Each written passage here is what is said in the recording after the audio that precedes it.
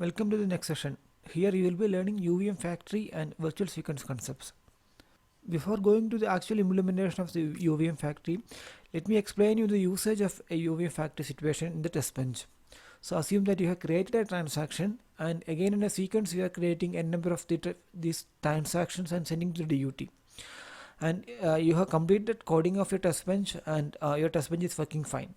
Now in a different situation, assume that you want to send the same kind of sequence to the DUT, but the only difference here is you want a different type of transaction being created in the sequence. So the second transaction or the new transaction could be a derivative of the previous transaction, or it can be a derived transaction from the previous transaction. So if you're using factory without changing any single line in the sequence, you will be able to make the type of transactions being created in the sequence to the new type by using UVM factory methods. You will see how you can actually code this using the UVM factory in the next slide. UVM provides a built-in factory to allow components to create objects without specifying the exact class of the object being created. Or in a different word, you can determine or you can specify the type of the object being created at runtime. It can be type A or type B, but the only thing is you need to register your object creation using factory. So the factory provides this capability with a static allocation function, which should be used to create the object instead of the built-in new function. So this function is a type ID : create, which we had already seen in the previous examples. And the creation of this object using the UVM factory is possible if and only if you have registered the original class using the factory macros. So these are the factory registration macros in UVM. Just tick object util and tick UVM component util. So UVM component util should be used to register any component class in the hierarchy, and the object util is for any object class. This is also explained in the session where we explained the anatomy of the UVM components and UVM data classes. Now you have defined your class, and also you have registered that class to the UVM factory using the factory registration macro. And also when the object of the class is created, instead of using the new type, a new function, you are using the type ID : create. So all your settings is ready for using the factory overrides. Now what you want is to actually do the overriding or to change the type of the object that is being created. So again, this is possible in two different ways. Either you can override the type that is being created, or you can override a particular instance of that class. So these are the functions to use either type overriding or instance overriding. If you are using type overriding, all the objects of the class which was being overridden will be changed to the new type. And if you are using instance overriding, only a particular instance of the particular class will be overridden to the new type. So these are the syntax to use type overriding and instance overriding. You should use a function set type override by type in order to use type overriding, and for instance overriding it is set inst override by type.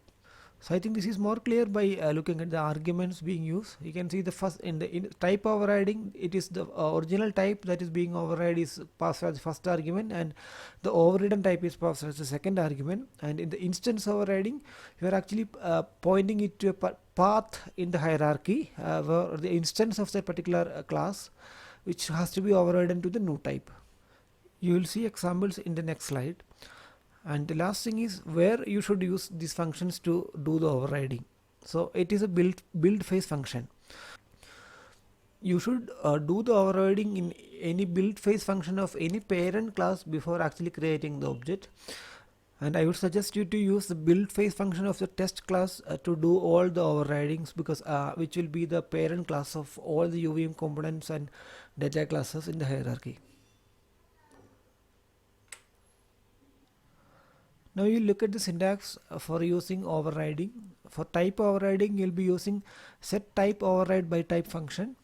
The first argument is the original type, and the second argument is the overriding type, and third is an optional argument which you can skip.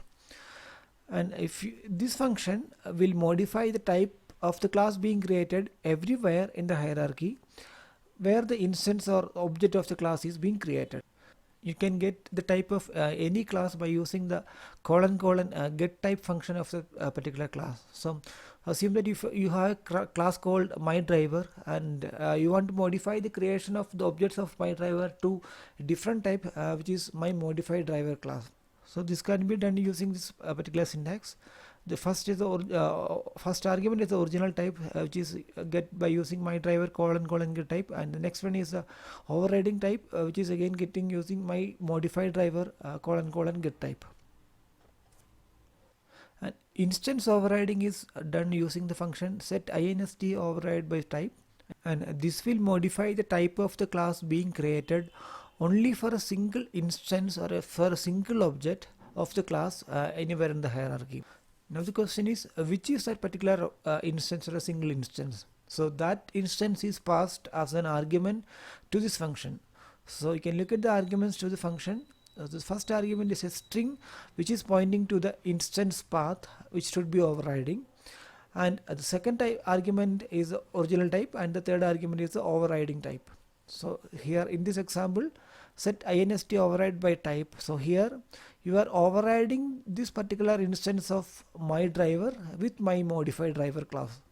So you can see that UVM test top dot my env handle dot my agent handle dot my driver handle. So this my driver underscore h should be a object of this my driver, and it should be created by using the factory.